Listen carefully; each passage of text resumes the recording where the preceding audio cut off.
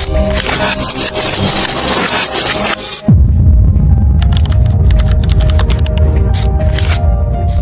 kasong ating tatalakayin sa videong ito ay iikot sa buhay ng babaeng si Tatiana Remley. Isang babae na nagmula lamang sa mahirap na pamilya sa Amerika. Eventually, naka-jackpot at nakapangasawa ng mayaman. Ngunit sa halip na pagyamanin ang kayamanang lumagapak na sa kanyang palad, mas lalo siyang naging ganid at sakim na siyang naghatid sa kanya sa huling hantungan. Samahan niyo ako at ating balikan ang napakakulay at masalimuot na buhay at kaso ni Tatiana Remley. Huge shout out to Ma'am Itrium Sam for suggesting this case.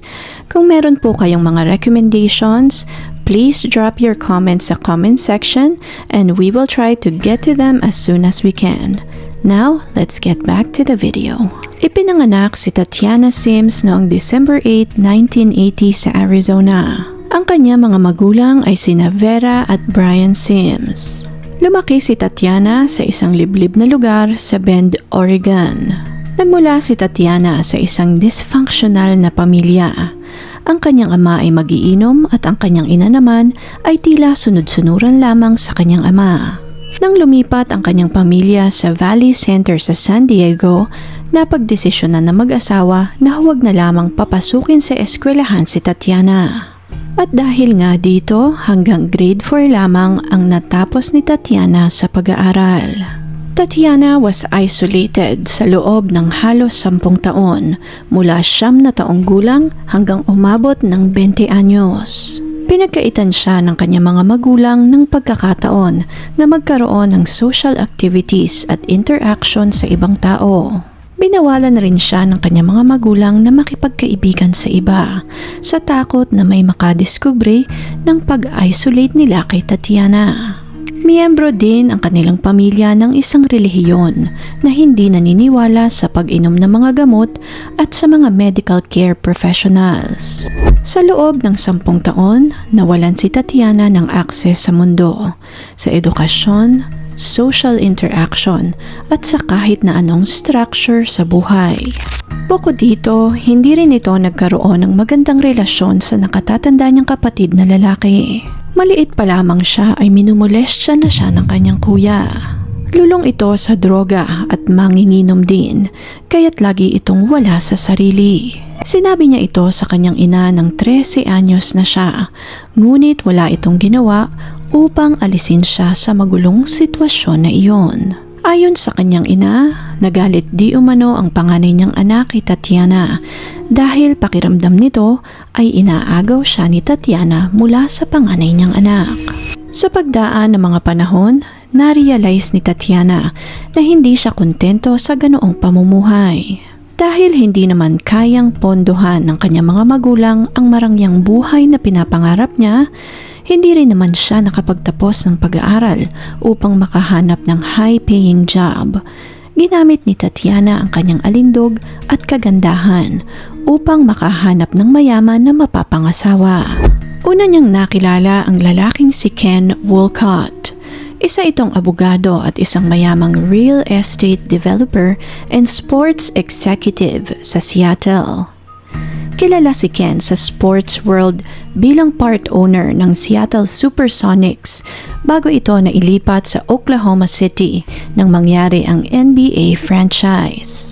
Nagsimula ang relasyon ng dalawa sa Southern California High Society Polo and Equestrian Circuits.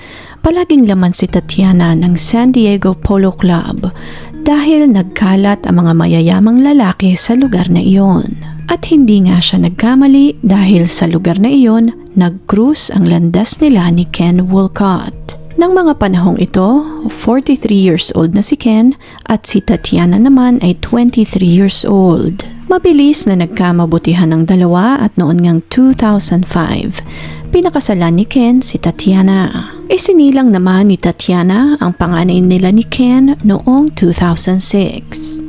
Ngunit tumagal lamang ng 11 buwan ang kanilang pagsasama. Nag-file ng divorce si Ken dahil di umano sa mga pagnanakaw ni Tatiana sa kanya. Ginagamit di umano ni Tatiana ang kanyang credit card upang bumili ng mamahaling gamit para magkaroon ng cash. Matapos ang transaction, ibinabalik ni Tatiana ang kanyang mga pinamili upang ibulsa ang pera. Ayon kay Ken, inuubos ni Tatiana ang pera para sa kanyang sarili at sa kanyang mga alagang kabayo. Handa naman di umano siyang bigyan ito ng pera, ngunit naging napaka-evident na hindi ito marunong mag-manage ng pera. Nagkaroon sila ng prenuptial agreement kaya't hindi nito kailangang magbigay ng spousal support nang ma-finalize ang kanilang diborsyo. Ngunit kahit na ganoon, pumayag pa rin itong bayaran ang renta sa bahay at iba pang bayarin ni Tatiana hanggang magkaroon ito muli ng asawa. Habang gumugulong naman ang custody battle ng dalawa, nakilala ni Tatiana ang lalaking si Greg A.G. Si Greg ay isang high-end custom home builder at isang real estate developer sa San Diego. Siya ang may-ari at presidente ng Greg A.G. Homes na isang custom home construction company na nakabase sa Solana Beach, California. Sikat si Greg sa local industry dahil sa kanyang mga complex engineering projects. Kabilang narito ang mga Mediterranean at modern estates na kompleto sa wine cellars, poolside cabanas at mga mansyon na merong elite custom layouts. Nagkakilala ang dalawa sa Polo Circles of Del Mar and Rancho Santa Fe. Nagkaroon sila ng isang anak na babae. Ngunit hindi katulad ni Ken, pinanatili ni Greg na pribado ang kanyang buhay. Hindi rin nag-work out ang relasyon nilang dalawa at eventually, na-engage pa ng 3 beses si Tatiana sa iba't iba pang lalaki. Ngunit katulad ng dalawang nauna, nauwi din ang lahat sa hiwalayan. Hanggang sumapit ang taong 2011, ito na marahil ang hinihintay na jackpot ni Tatiana. Nakilala niya ang lalaking si Mark Remley sa Starbucks. Instant ang naging chemistry ng dalawa. Matapos ang unang meeting na iyon, hindi na sila naghiwalay pa. Si Mark ang co-founder, executive vice president at chief information officer ng Signal Corporation simula 1987 hanggang 2004. Si Mark ang tumulong sa kumpanyang ito upang makakuha ng mga kontrata sa gobyerno at sa mga services firm. Nagsimula sila bilang isang maliit na kumpanya at napalago niya ang negosyo hanggang umabot ang annual sales nila ng $600 million taon-taon. Bukod dito, nagmana din si Mark ng $26 million mula sa kanyang mga magulang. Nagkaroon din ito ng $30 million real estate fortune at nagmay-ari ng 6 na malalaking bahay. Nagmay-ari din si Mark ng magagarang sasakyan. Kabilang narito ang 2 Rolls-Royce, isang Lamborghini at isang custom Hummer H1. Ayon sa ilang mga artikulo, pumalo ng halos $1 million ang koleksyon ng mga sasakyan ni Mark. Patunay na talaga namang tila naka-jackpot na si Tatiana. Ibang-iba si Mark sa lahat ng mga naging lalaki ni Tatiana. Baliw na baliw ito sa kanya at halos lahat ng kanyang kapritsyo ay pinagbibigyan nito. Tinupad ni Mark ang pangarap ni Tatiana na magkaroon ng elite-level luxury lifestyle. Nagkaroon si Tatiana ng 50,000 allowance buwan-buwan. Binigyan din siya ni Mark ng bodyguards, personal assistants at weekly drivers. Minsan, umaabot ng halos $30,000 ang nagagastos niya sa isang night out kasama ang kanyang mga kaibigan. Ibinahay ni Mark si Tatiana sa kanyang mga multi-million dollar na mansyon. Kabilang na nga rito ang kanyang $5.3 million mansion sa Del Mar, California, pati na rin ang luxury home nila sa Hawaii. Binilhan niya rin ito ng luxury vehicles at binigyan ng access to a fleet of high-end horse trailers and trucks. Nang magkakilala ang dalawa, tinulungan agad ni Mark si Tatiana sa pagbabayad ng legal fees sa kanyang custody battle para sa kanyang mga anak. Bukod dito, inasikaso din ni Mark ang mga anak ni Tatiana sa una niyang mga karelasyon. Hindi pa dito natapos ang kapritsyo ni Tatiana. Pangarap niyang makapagbuo ng isang world-class horse entertainment empire na malugod namang sinuportahan ni Mark. Walang traditional o professional background si Tatiana sa equestrianism. Ginamit niya ang pera ni Mark upang makapasok sa mundong iyon. At dito na nga ipinanganak ang Valitar Project noong 2012. Isa itong acrobatic horse show na ginastosan ni Mark ng $11 million. Ang vision ni Tatiana ay ang Valitar ang siyang magiging Cirque du Soleil, kung saan ang magiging main attraction ay mga kabayo. Ngunit sa kasamaang palad, nilangaw ang mga shows ng Valitar at matapos lamang ang 4 na performance, hindi na muling nagpakita pa sina Mark at Tatiana. Nagpadala lamang sila ng text message sa kanilang mga empleyado na kansilado na ang mga shows at ililiquidate na di umano nila lahat ng kanilang ari-arian. Dahil sa biglaang pag-abandona sa show, nagkaroon ng immediate na humanitarian at animal crisis sa Valitar. Inabandona nila ang halos 30 performers at mahigit sa 25 high-performance acrobatic horses sa fairgrounds. Karamihan sa mga cast members ay mga international trainers. Naiwan silang stranded sa isang local hotel. Tumalbog na rin ang mga cheque ng mag-asawa. Hindi man lamang sila binigyan ng pambili ng pagkain nila, pati na rin pagkain ng kanilang mga alaga. Para maisalba ang mga kabayo, nag-organisa ang local San Diego horsemen at mga fairground personnel ng isang local benefit fundraiser na tinawag nilang Liberty upang makaipon ng sapat na pera para maibalik ang mga kabayo sa kanilang global breeder. Matapos ang shutdown ng Valitar, nag-file ang production company ni Mark na Equestria Development ng Chapter 11 bankruptcy protection noong December 2012. Base sa mga court documents, nagkaroon ng pagkakautang ang kumpanya ng halos $14 million sa halos 100 creditors. Kabilang na nga dito ang $237,000 unpaid wages at $2.9 million naman sa kanilang mga vendors.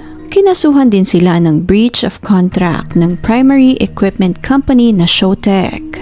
Nagdemand sila ng $1 million settlement para sa mga unpaid lighting at audio fees, habang ang Elite Show Services naman ay humingi ng danyos na $65,000 in security costs. Dahil hindi na nga makabayad sa kanilang pagkakautang, kinailangan ng makialam ng Federal Bankruptcy Court sa pagliliquidate ng physical assets upang mabayaran ang kanilang pagkakautang.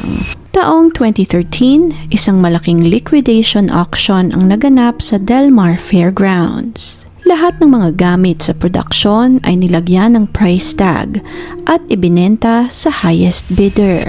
Kabilang na dito ang mga theatrical chariots, stadium seating, office furnitures, stage lighting, at marami pang mga company-owned na kabayo. Naibenta din ang $2 million custom crimson tent na inabot ng halos 3 buwan bago na itayo sa napakababang halaga.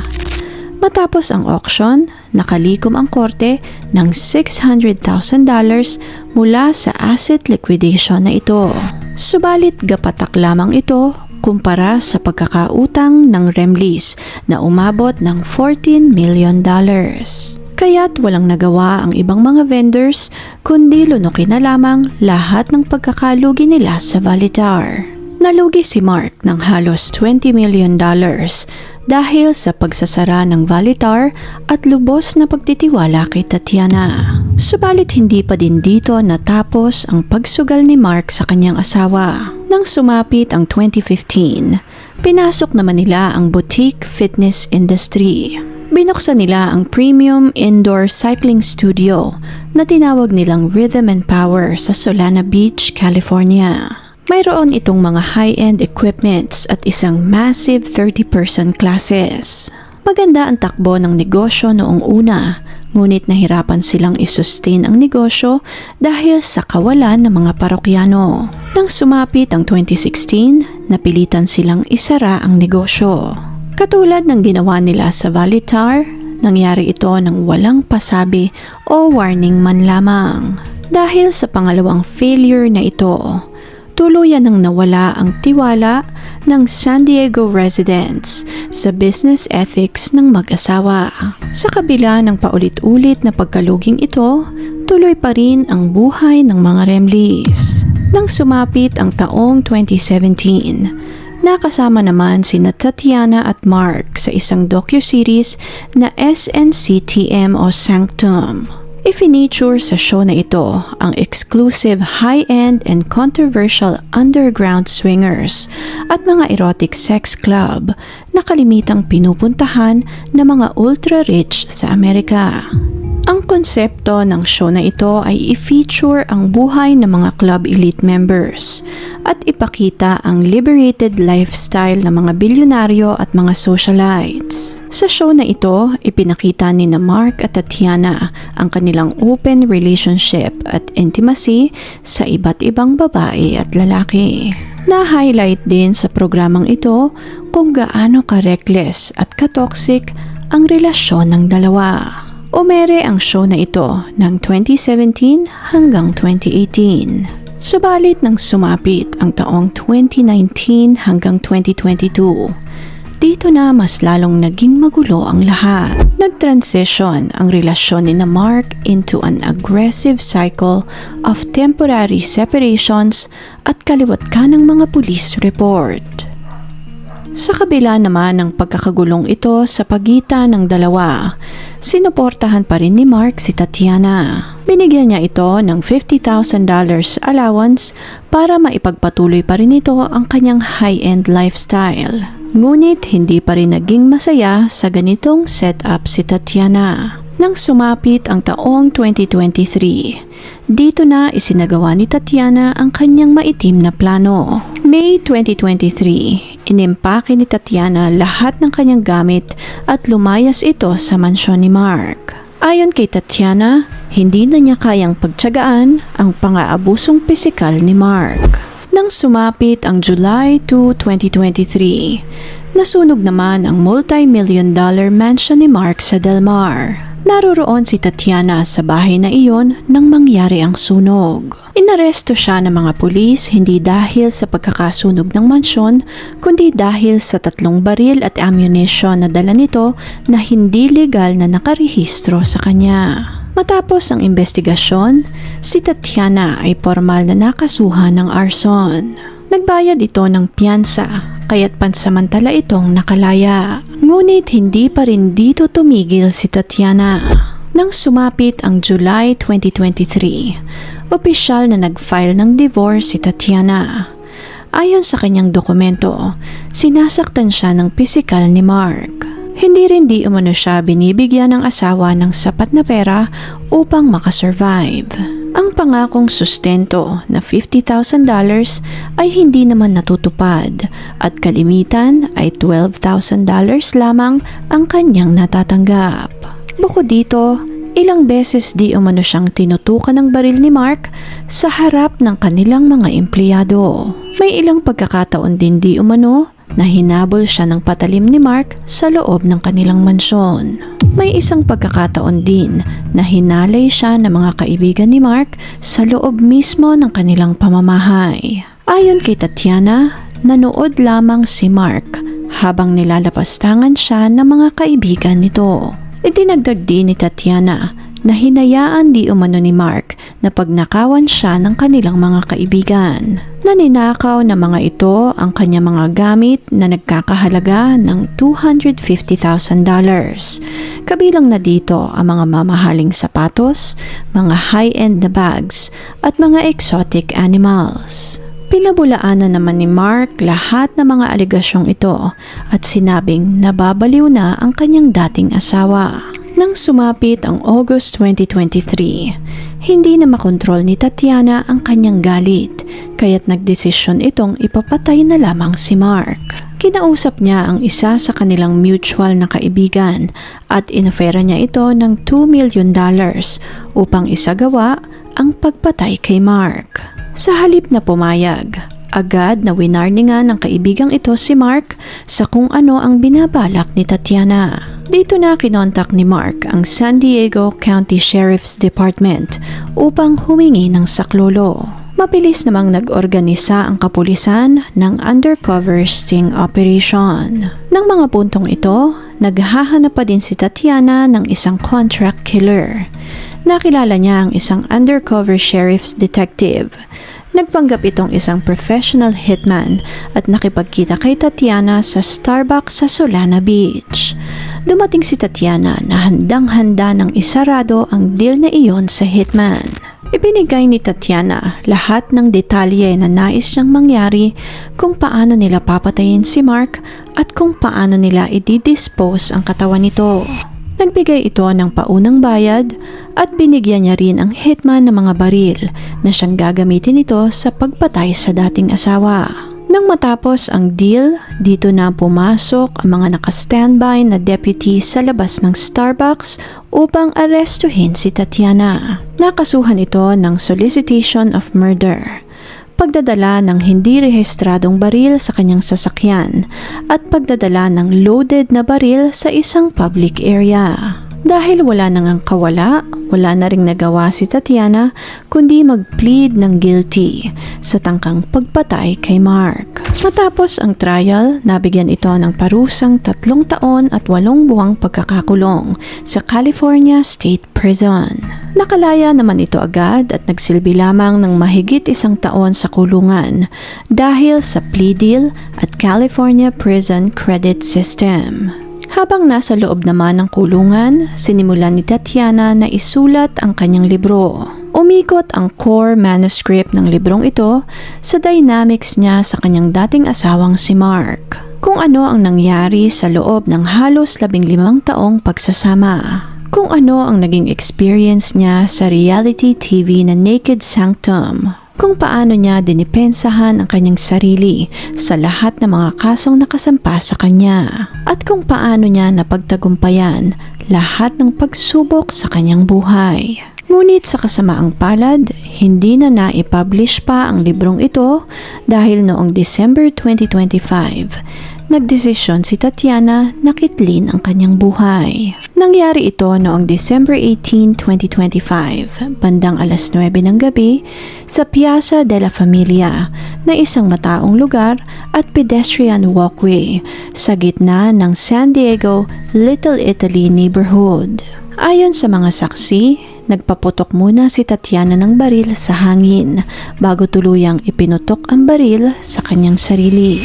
Mabilis namang rumisponde ang mga otoridad, ngunit huli na ang lahat para kay Tatiana. Matapos mabalitaan ang pagkamatay ng dating asawa, kinontak ni Mark sina Ken Wolcott at Greg A.G., ang mga ama ng mga anak ni Tatiana. Sila ang nag-assume ng legal custody ng labi ni Tatiana sa San Diego County Medical Examiner's Office. Napagkasundoan ng lahat ng panig na magsagawa na lamang ng tahimik at pribadong libing para kay Tatiana. Ang kasong ito ay isang maliwanag na paalala na hindi mabibili ng kahit na anong kayamanan at salapi ang kasiyahan at contentment sa buhay. Sa halip na gamitin ng mag-asawang Remley ang napakarami nilang pera upang hilumin ang kanilang malalim na psychological and emotional problems, mas pinondohan pa nila ang kanilang lavish distraction upang itago ang toxic nilang pagsasama. Ginamit ni Mark ang kanyang kayamanan upang kontrolin si Tatiana, habang si Tatiana naman ay naging overly dependent sa kung anong kayang gawin ng pera ni Mark para sa kanya. Nang maubos ang pera, dito na sumambulat sa lahat na pera lamang ang naging pundasyon ng kanilang pagsasama. Nang maubos ang daloy ng sustento, dito na lumabas lahat ng hinanakit, lahat ng pang-aabuso, lahat ng paghihiganti at ang napaka-unstable na realidad. Ngunit sa kabila ng malungkot na sinapit ni Tatiana, hindi maikakaila na talaga namang naging napakakulay ng maigsing buhay ni Tatiana. Kung interesting po ang kasong ito para sa inyo, please leave a comment and share your thoughts sa comment section below. Please click on the subscribe button and notification bell as well para updated kayo sa mga susunod pang videos. Salamat po and see you on the next one.